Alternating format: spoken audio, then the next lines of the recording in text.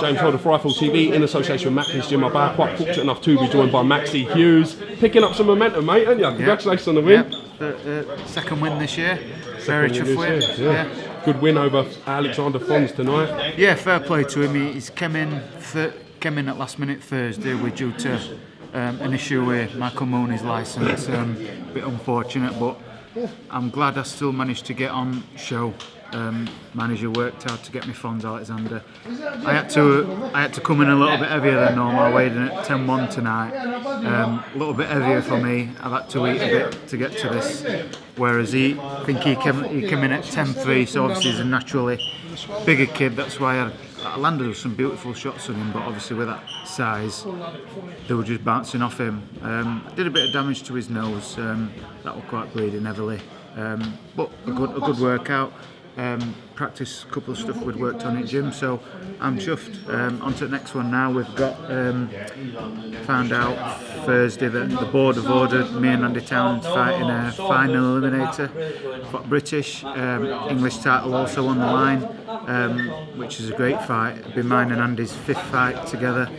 We had four fights in amateurs, 2 wins apiece. Although one of the wins that Andy had were a bit suspect. I think Andy knows that. But that were amateurs. That it don't mean no. It's just on paper now. He's done well as a pro. I've done well as a pro. So it's time to get it on for a 5th time. I mean, Andy Town building up quite a reputation for himself as a KO king as well. So does that sort of make the fight more exciting for yourself?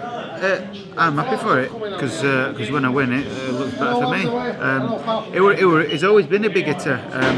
He was knocking everyone over in amateurs as well. You've just got to, I'll figure it out at night like I did in amateurs. It don't bother me that he's a big hitter.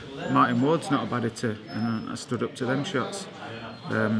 So, bring it on. 3rd win since your defeat in the rematch with Martin Ward. For a little while, you seem to be on the sort of who needs him club, where you sort of really tough fight for a lot of high risk, if you like. But that's what a lot of people says. People say I'm going to be a little bit avoided. I'm not a massive puncher, but I'm technically good and can make it awkward, as well as being a southpaw. People don't want it. Why do we need that? As you could say, high risk fight for maybe not a big reward, as I'm not a title holder, but I'm chasing down these titles myself, and then luckily board's ordered the fight, so it has to happen. Nobody can avoid. When board orders you to fight, that's better for me. So no one can avoid it then. I've got to say, you are the proud owner of the worst clash of heads I've ever seen in a boxing ring. I don't know, still to this day, how Martin Ward got up at your call after that head clash. It was a signal, wasn't it? I know. I didn't even know I'd done it until after the fight when they showed me the replay. I seen him come in, went through a right hook. Next thing he's on deck, and I thought, what a shot that was. And then next thing, I say, I knocked him down. He said, you do know it where you were your head. And I did worry. I had to question it myself. Do you think you and Martin Ward can meet somewhere down the line, the way things are going? I know he's got his own route, you've got your own route. Yep, he's still got that WBC International, which is keeping him in top 10. He's got a kid tonight, which is interesting. Maybe his management team are heading him down the European route, because the kid who he's got tonight has beat the current European title holder. Pretty good, isn't he? And he's a good kid, and it's a good fight for Martin. That. So whether they're going down that, I know every fighter in super featherweight division everyone in Britain wants that British title. It's pinnacle of boxing in this country. Everyone wants that title.